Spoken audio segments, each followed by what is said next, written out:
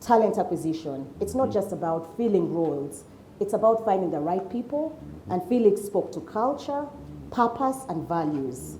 So how do the boards ensure that they get the persons that are right and fit for the organization? Because we only interview for 2 hours, and at that point in time, a decision must be taken. How do you measure culture fit within 2 hours? And what advice would you give to the board members here?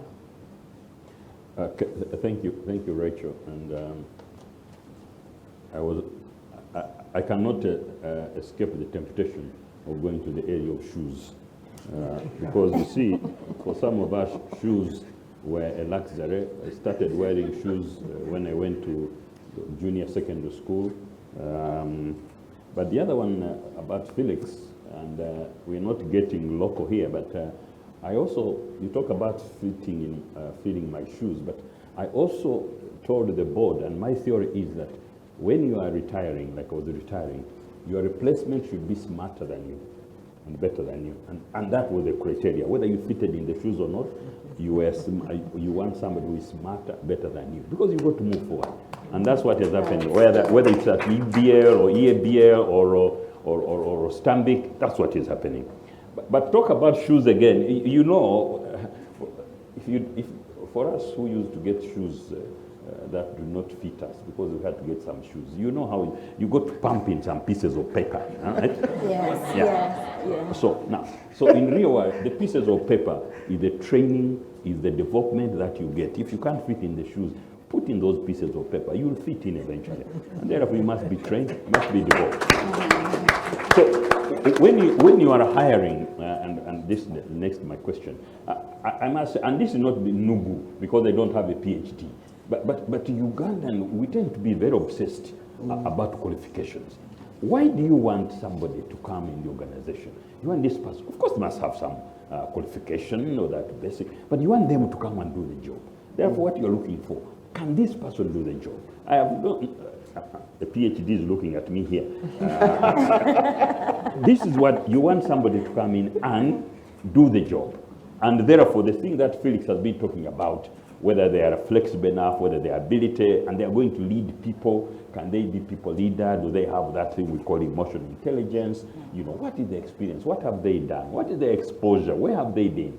So, the talent acquisition, therefore, as a board, you've got to make sure that you get your criteria right. The CEO is a leader. Now, it's all very well if the CEO has been in the technical field and has grown. By the moment you start getting to ExCo team, you are a leader. I remember one story in a certain organization we went and we wanted to replace our head of HR with the head of legal. And they thought it was crazy. How can you do that? We said, no, but head of HR, or these days they call them people and culture, you know, that has developed. When I was young, they used to be personnel officers. Then they became human resources. They became human capital. Now they are people and culture. So what are you trying to do? You are looking at leadership position. Can this person manage other people? Or is he the type of person where everyone who comes under them resigns, you know, after some time? So they can't be good. They may be the technical you need, because I think we're going to talk about the middle. The technical you need. But I think at the leadership level, you need totally different skills. So as a board, how is your interview process? By the way, Rachel, we don't interview for 2 hours. 2 hours is the face-to-face. The interview process, therefore, you're talking. So let me reverse a bit. Let me rewind a bit. So we are saying the talent, somebody is coming to fit in the organization. You must make sure that that person, in addition to the basic qualification that you need, is that person going to fit? The organization has got a culture. Some organizations' cultures are bureaucratic and so on, formal and so on. Some others are open, you know, where people are allowed to say that chief executive, what you're talking about is, not rubbish, is not, is not really what is happening on the ground, and they are not sacked.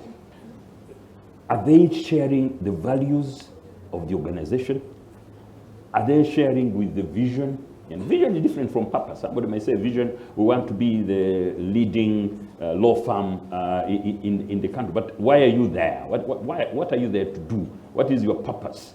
In some organization, we say our purpose is to to serve community and so on. If this person identifies with the purpose. Therefore, the board, you must make sure the process should, depending on the level, at EXCO level and at CEO level, the process should be a very long process. And the interview that you do at the end is just winding up the process. You need to do a lot of work. You need to clearly define the profile of what you want. You need to consider whether actually if these people are going to match and align with the purpose and values of the organization. Your first point of call, if you can, and if you have done your succession planning properly, remember board members, succession planning is your role number one. Yeah? Succession planning is your role number one. If you have done the good succession planning, an internal candidate may be the best person because that person already understands the organization and identifies with it, and you know the good and the bad and the ugly of those people, and the good is better than all the others combined. The search has got to be very, very comprehensive. So if you're using a search, a professional search, it's got to be very, very comprehensive. But you must interview. The board must have said, this is the criteria, this is what we're looking for. Is that person willing to learn training and development? Yeah. Are they willing to undertake what we call reverse mentoring? And I'm always mentioning this because at Stambik we had a very, very successful reverse mentoring. Is this person willing to be, for instance, if you are a CEO, is this person willing to learn from the head of people and culture, right? Although you are supervising that person, but are you willing to learn? Because you see, that is, otherwise, the talent that you're going to get may be highly qualified and so on, is not going to deliver on the mission and in the organization. Interestingly, again, the soft skills become very, very critical. And what the biggest problem are some of the things that you cannot see. Like Felix said, but some good research can help you. I have seen, and this is at board level, I have seen a candidate that was perfect. Have you ever seen somebody who just fits everything you want? If you have a checklist, you are tick, tick, tick, tick, tick, tick.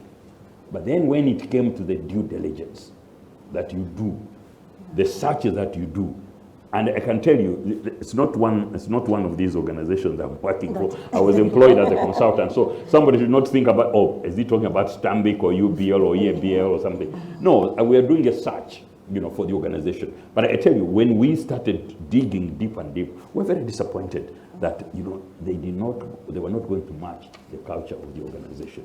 In fact, simple things like CVs were not matching up.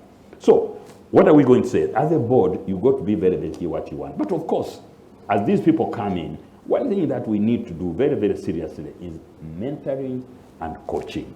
Because we get somebody very good experience, has worked in the UK, the US, South Africa, Sudan, Darfur. Oh, this person is seasoned. But when they come to the place, things become different. So we must help people with mentoring and coaching. Very, very, very critical. Everyone needs it. However good they may be, they need it. And then that way, the chances are very high that you'll have a successful fit in the organization because you have gone through the process. Of course, first 6 months, very, very critical. Many people live within the first 6 months. I know there are some people in this room who have got those experiences where they have had to change CEOs. I remember actually there's one bank many years ago. It's not those, not the big ones I'm talking about, where they changed, where within 2 years they had 5 CEOs. 5 CEOs. Now you could say there is something wrong with all these people that you bring, but it must be wrong with the organization itself. Yeah. But so what am I saying? That you need to be very, very careful at the board.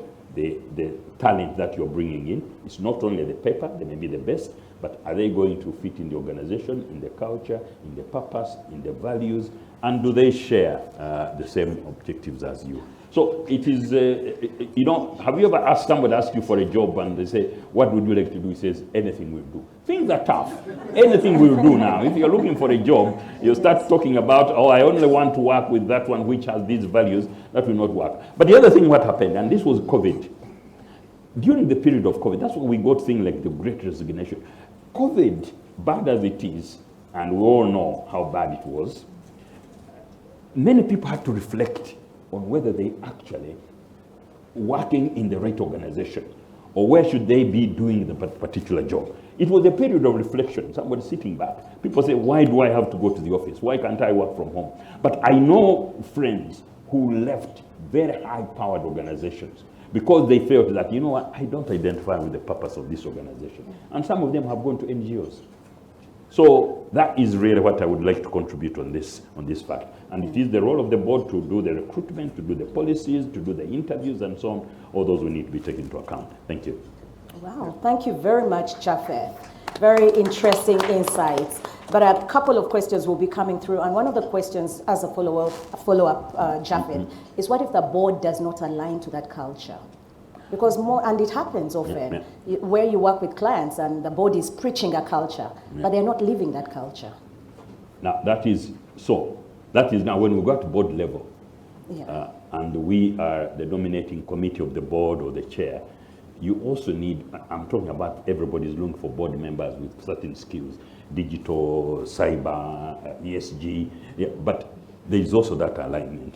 Are these board members you're bringing on, are they aligned with the culture, with the purpose of the organization, or are they coming on because it is nice to be on a board, you know, flash out a business card, I'm a board member. So as we do it, board members for the talent, the executive and so on, we must also do the same on the board. Because as you say, tone at the top. If you are not aligned at the top and the executive down here, the exco and so on, is not going to be able to follow what you are telling them. So it is important that we do it at both levels. So the board search is as serious as the search for executives. Thank you.